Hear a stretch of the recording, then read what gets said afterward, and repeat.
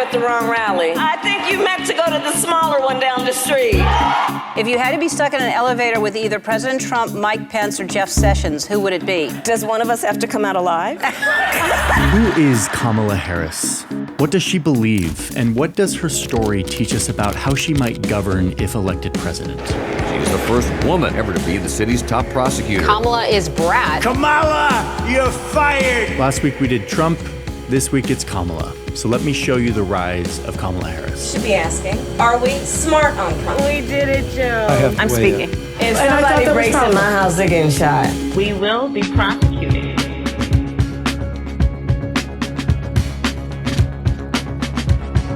My mother had another lesson she used to teach. Never let anyone tell you who you are. You show them who you are. Harris was born in 1964 in Oakland, California. Her father had come to California from Jamaica to get his PhD in economics. Her mother immigrated to the US from southern India, landing in Berkeley, California for the same reason as her father: education. Her parents were married and had 2 kids, Kamala and her younger sister Maya.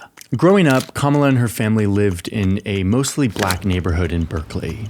Eventually, her parents divorced in 1972, and Kamala and her sister were raised mostly by their single mother. And it sounds like many single-parent households, it was pretty tough. One thing we know for sure is that Kamala's mother was a major influence on her as a child. My mother was a brilliant, 5-foot-tall, brown woman with an accent. And it was mostly my mother who raised us. So my mother, that was my mother. And her mother is the origin of this now viral quote. I don't know what's wrong with you young people.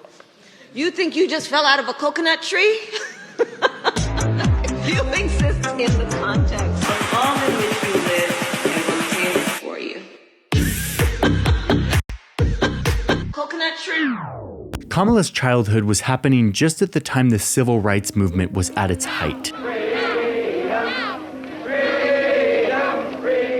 This fight wasn't theoretical for her. It was happening in her literal front yard. We grew up pretty much surrounded full-time by adults who spent their time marching and shouting about this thing called justice. As an elementary school student, Kamala was a part of some of the first efforts to desegregate schools by busing kids from predominantly black neighborhoods to try to integrate these cities that had been so deeply divided by race. There was a little girl in California who was part of the second class to integrate her public schools. And she was bused to school every day. And that little girl was me. Okay, so at this point, you start to see some of these influences that go on to inform the rest of her life. Her immigrant parents, especially her single mother who raised her, the civil rights movement happening around her, and the neighborhood that she grew up in.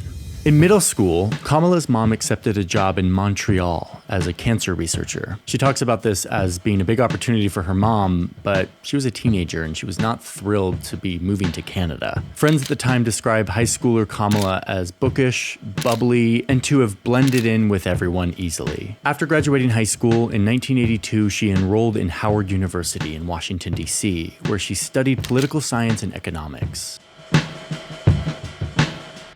During her time at college, she took on student leadership positions, participated on the debate team, and continued to show an interest in activism, participating in protests on campus. While in DC, you also start to see her turn more towards politics. She spends both her summers and during the school year interning at government institutions, places like the Federal Trade Commission, or interning for a California senator. She worked at the National Archives. She was a tour guide at the U.S. Bureau of Engraving and Printing. And in between all of this, she also took on summer jobs to make money, the most famous of which being her stint at McDonald's.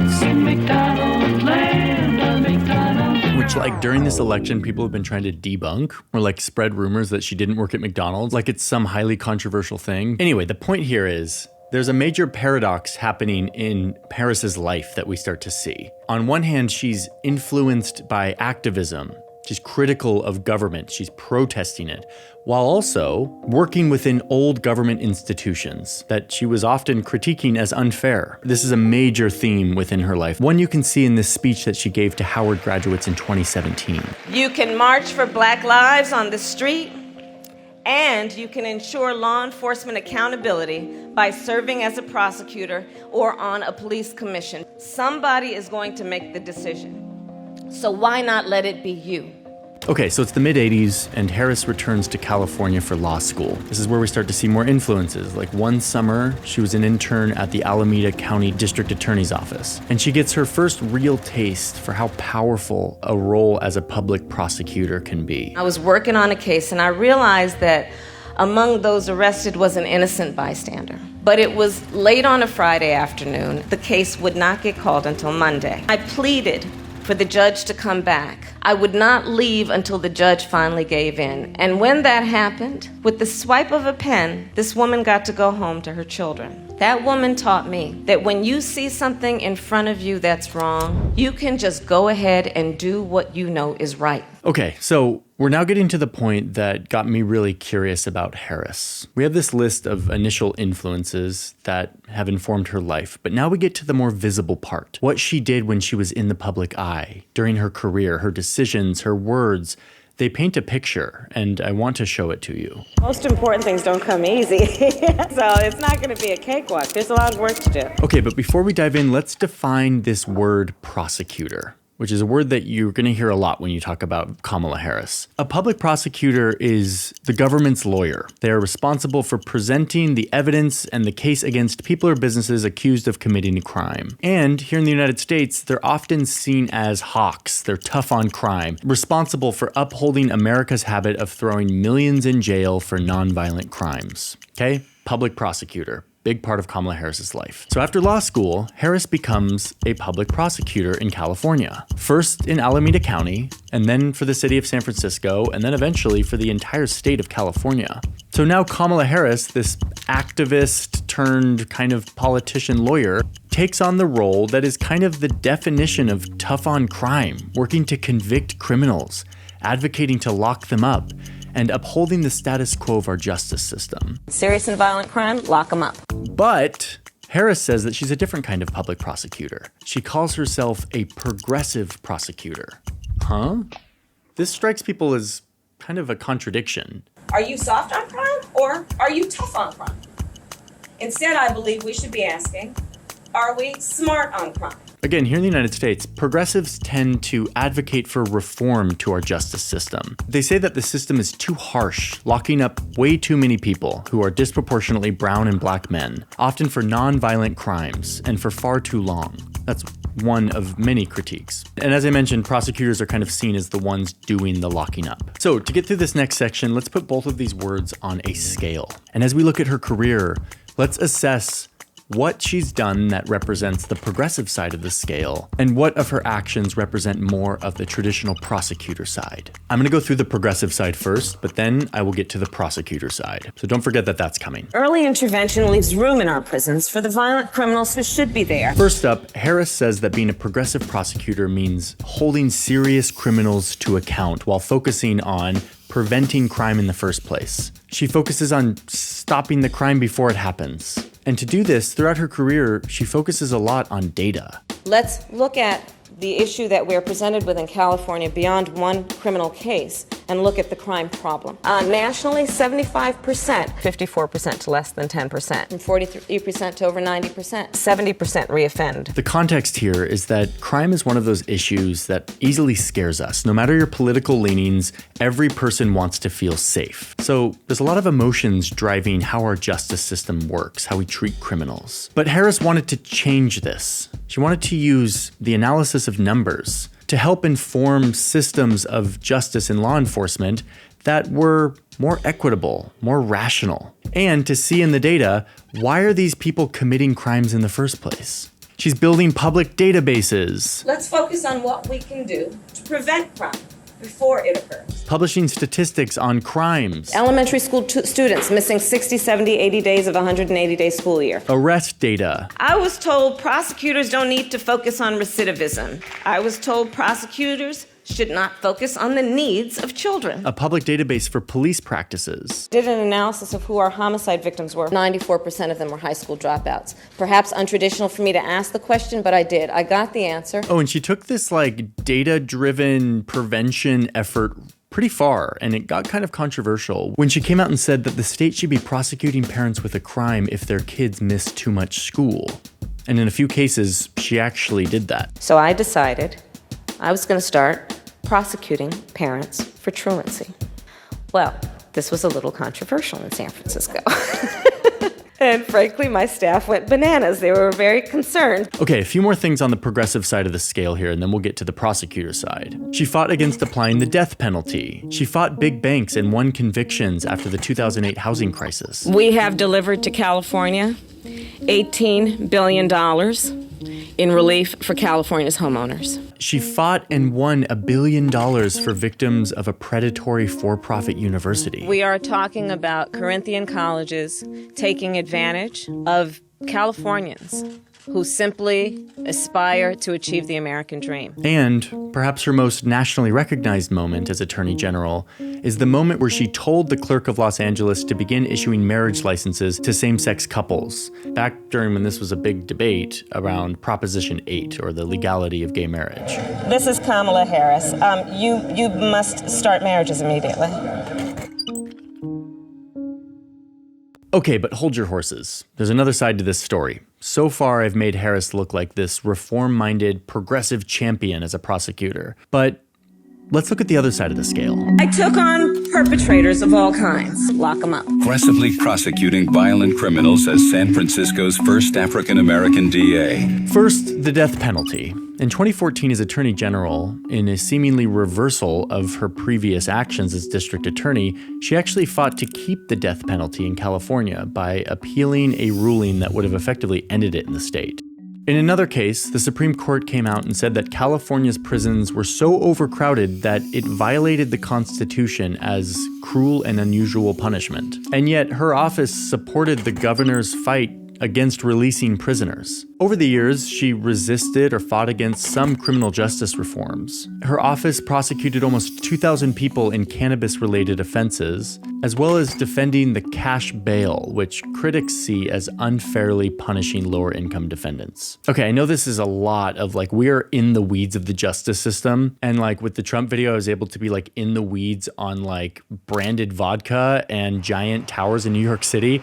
But Kamala's story is actually this. It's she has been in the weeds on criminal justice policy, and her critics and her fans debate as to how progressive or hawkish she was in the system. And so that is how we are evaluating her here. I know it's not as fun as watching Donald Trump be in The Apprentice, but this is her career. She's California's most innovative district attorney. After going through all of these critiques, you can see why some liberals call BS on her whole idea of being a progressive prosecutor, saying that her career was actually built off of maintaining a tough-on-crime policy while sprinkling in some progressive reforms. No matter how you judge all of this, what's clear is that Harris continues to mind that balance that she has her whole life, where she's clearly has earnest progressive values and ideals, but she also is pragmatic and works within the system that she believes is where she can make change, which means upholding the status quo. But what this looks like, especially now that she's under the microscope of the entire world, no one really knows where she stands, because there's seemingly contradictory or inconsistent behavior here. I'll share my read on that in just a sec, but first,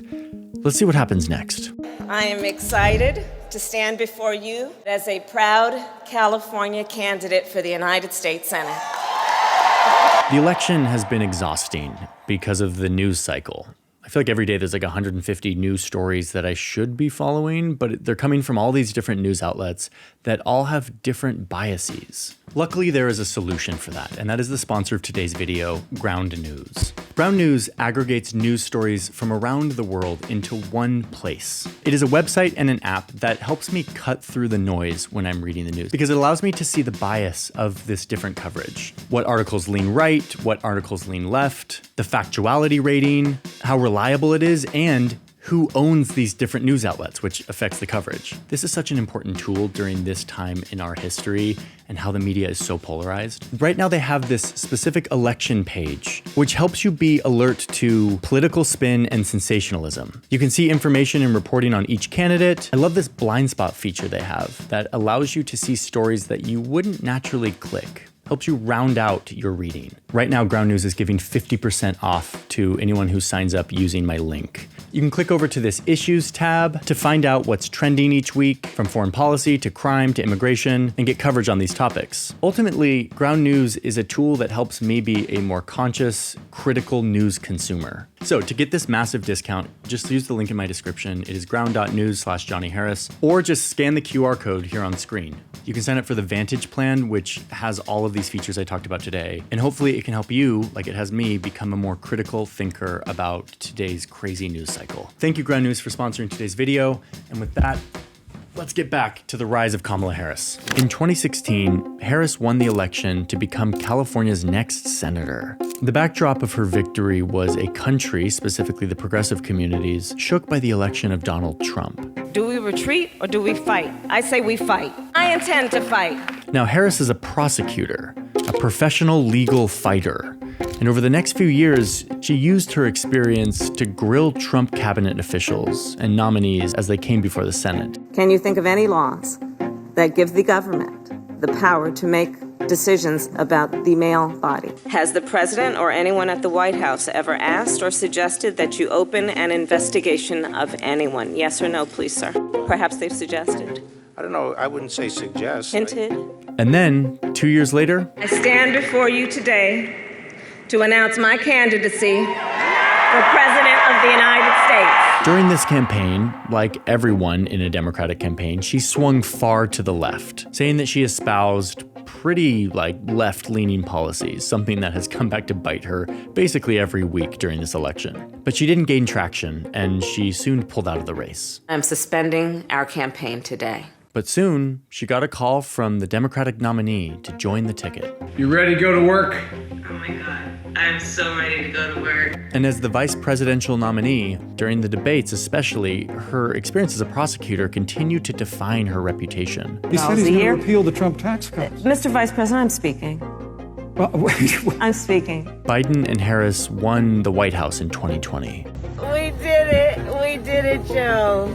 But while I may be the first woman in this office, I will not be the last. Okay, now listen, I'm gonna be honest here. When I started reporting this story, I kind of thought that this next part was gonna be the juiciest part. Like, what does she do when she's vice president? And it ended up being the least helpful in understanding Kamala Harris. I've wrestled with this and concluded that I can't exactly learn a ton about Harris from her 4 years as vice president. Partly because it was Joe Biden's administration and the vice president doesn't really call the shots, and partly because of the task that she was given, which was the duty of fixing the root causes of migration from Central America to the US's southern border. Good luck. The mandate was go use American power to fix poverty, systemic corruption, and gang violence in El Salvador, Guatemala, and Honduras so that people stop trying to come to the United States. I've reported a lot on migration and borders, and specifically in Central America, and I can tell you that one vice president has no chance of making a dent in these issues, especially in just a couple of years. I want to be clear to folks in this region who are thinking about making that dangerous trek to the United States-Mexico border. Do not come. Do not come. Now, you can read her 5-pillar plan, but when I read it, it just feels kind of bland and familiar. Like the many reports with aspirational language about how the US can somehow fix systemic problems in other countries. Stuff like this does not work, or if it does not work quickly. And to add to all of this, the American people seem to misunderstand what her task actually was. And this includes me, and I'm embarrassed to say this, but I, like a lot of people, thought that Kamala Harris was in charge of the border, this border situation. She was supposed to fix what we do with people coming to the border. And all I'm seeing on TV is record numbers of migrants arriving to the border. Huge numbers of unaccompanied young people. And not just from Central America, but from tons of countries. Who was to blame for this big crisis on the border? Many looked at the vice president, because wasn't she the border czar in charge of all of this? No, she wasn't. But we all thought she was. And it didn't help that in one of her first media appearances, she kind of waffled some pretty basic questions about this. This whole thing about the border, we've been to the border. We've been to the border. You haven't been to the border. And I haven't been to Europe. Now, To be fair and generous here, I should say that when you look at the most recent data, migration to the US border has gone down quite a bit, especially if you look at people coming from the 3 countries that Kamala Harris was tasked with fixing. And if I were Kamala Harris, I would be touting this, shouting it from the rooftops as a huge success of her big role. And while I think her initiatives of like meeting with the leaders and trying to get more business to Central America to like make jobs and fix these root problems were earnest and well-intentioned, I just truly don't think that it's reasonable for us to evaluate her based on any of these metrics. A vice president has no chance of fixing these deeply rooted systemic issues in other countries in just a few years. Okay, I've made that point. Let's move on. Look, I'm not a young guy. With the COVID, Joe Biden is extraordinarily strong. bad debate nights happen. Trust me, I know. President Biden has decided to step out of the race for the White House. He is offering his full support and endorsement for Kamala Harris. I accept your nomination to be president of the United States of America. So, here we are, kind of in modern day. We all know what happens next. Vice President Kamala Harris gets thrust into becoming the presidential nominee for the Democratic Party, as Joe Biden comes to grips with the fact that his age and declining mental acuity was a guarantee that he would lose and Donald Trump would be our next president. I really don't know what he said at the end of that sentence. I don't think he knows what he said either. So Harris is now in the spotlight, and voters are wondering how she will be as a president. What does her past, both personal and professional, tell us about how she'll govern? And the answer to that is pretty unclear. Partly because over the course of her career, Harris has shifted and morphed her views based on the system and the situation that she's in. That's what we've seen as we've talked about it here briefly. She doesn't have a record that shows some absolute ideological consistency, which has been perhaps her number one critique, that Kamala's record simply is not consistent. And yet, her character seems to be consistent. Her lived experience is as well. So after doing this research on her life, I do believe her when she says, My values have not changed. and this election is weird. They're getting weirder every time, but this one's super weird. She's running against a showman, a professional marketer, businessman caricature who campaigns on his non-political achievements, his personality, not his policy proposals. Kamala Harris was born to immigrant parents who came to the United States looking for education and opportunity. And through hard work and endurance, she pushed her way up through the ranks to where she is today, all without serious scandals or dings to her character. The only thing we could dig up on her is that she dated the mayor of San Francisco, and that may or may not have helped her get a job or a position on some insurance board. But this was a consensual relationship. There was no cheating. It's not very juicy. So regardless of what you think of her politics, her stance on crime, I do think it is still legitimate to consider this personal character, especially when we're thinking about the most powerful person in our country, the leader of the country. Because leaders lead with their personal experience as a guide. And this woman has lived a life that allows her to relate to a lot of everyday Americans, something that seems to be in short supply among leaders these days. So I don't know how Kamala Harris will govern if she becomes president. But from looking at her record, I do feel fairly convinced that she has a sense of ethics and morals and values.